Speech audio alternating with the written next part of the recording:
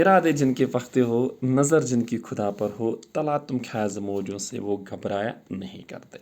अस्सलाम वालेकुम वरहमतुल्लाहि वबरकातुहू, my dear friends, buddies, students, teachers, my dear well-wishers. This is a topic about which I would love to talk. The decision would be in the hands of you people. What is the intensity of the truth about my philosophy regarding this topic? That is the NEET result.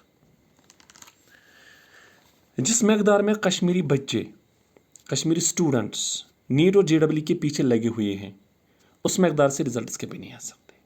ये बात सच है, क्योंकि कुछ बच्चे ऐसे भी होते हैं जो नीट की तैयारी के लिए जाते हैं, JEE की तैयारी के लिए जाते हैं, जिनमें वो मेहनत करने की सलाहियत भी नहीं होती है और जिनमें वो नेचुरल टच भी नहीं होता है।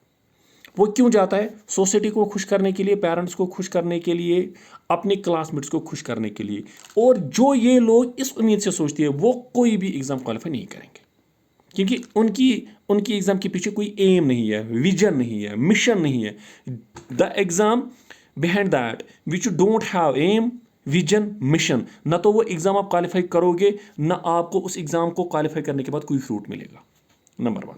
नंबर 2, दूसरी बात, हमारा एजुकेशन सिस्टम जो कश्मीर में है वो बिलो स्टैंडर्ड है। यानी कि दुनिया में मुझे लगता है अगर हम किसी भी इडियट को लाएंगे कश्मीर में, फिर 10th का एग्ज़ाम देगा, 11th का देगा, 12th का देगा, छोटी क्लासेस की तो बात ही मत करो, वो डेफिनेटली पास हो जाएगा।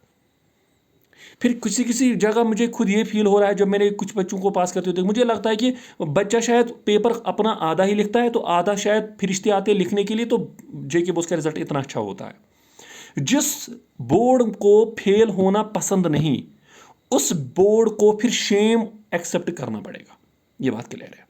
जब बच्चा 8th में फेल नहीं होगा, 7th में फेल नहीं होगा, 9th, 10th, 11th, 12th में फेल नहीं होगा, तो 12th के बाद जो भी कॉम्पिटिटिव एग्जाम्स उसकी ज़िंदगी में आएंगे, वो किसी भी कंपटीशन में नहीं उतर सकेगा, जो हमारे साथ हो रहा है। हमारे बच्चों को 99.9% रिजल्ट आती है JK बोस के एग्जाम में, चाहे 10th होता है चाहे 12th होता है। जब वो बच्चा कल जाके उसी एग्जाम को जाता है, NTA कंडक्ट करता है, उसको 23% भी नहीं आती, 10% भी नहीं आती है।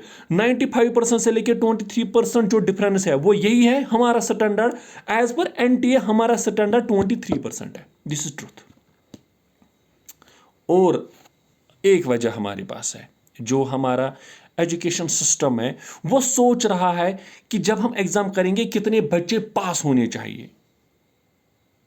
ये हमारा एजुकेशन सिस्टम सोचता है कितने बच्चे पास होने चाहिए, बट जब NTA एग्जाम करता है वो उसके रिवर्स में सोचता है कितने बच्चे फेल हो जाएंगे।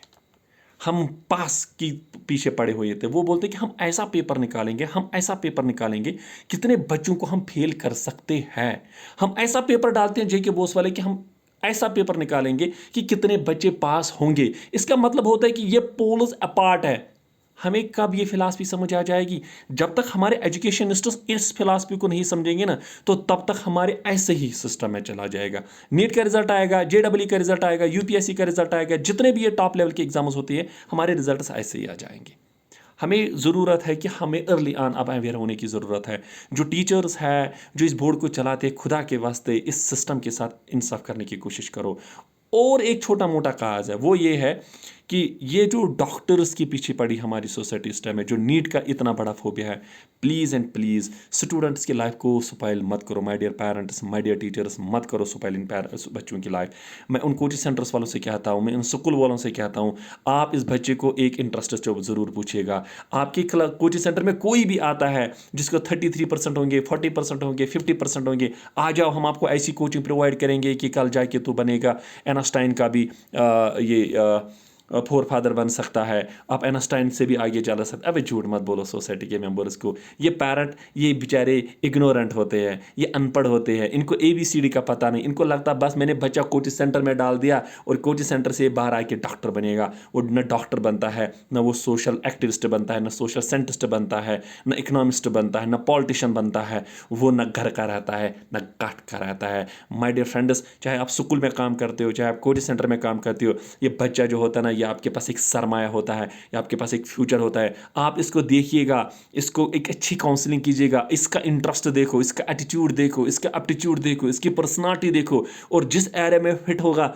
उसको बोलो माय डियर बेटा sorry, my dear daughter sorry, आप इस फील्ड के लिए नहीं हो। अगर आप इस फील्ड को एक्सेप्ट करोगे तो शायद तुम्हारा फ्यूचर उससे बेटर हो सकता है। ये चीज़ें हमें ज़रूरत है करने की। इंशाल्लाह ताला ये रेड कैप आपसे वादा करेगा, जिस दिन हम इन चीज़ों पे अमल करेंगे, in the very next day we may have the very good morning, and उस दिन का मुझे इंतज़ार रहेगा इंशाल्लाह। जब तक मेरा नेक्स्ट वीडियो आएगा मुझे अपनी दुआ में याद रखिएगा। टिल दैट खुदा हाफिज़, अस्सलाम वालेकुम।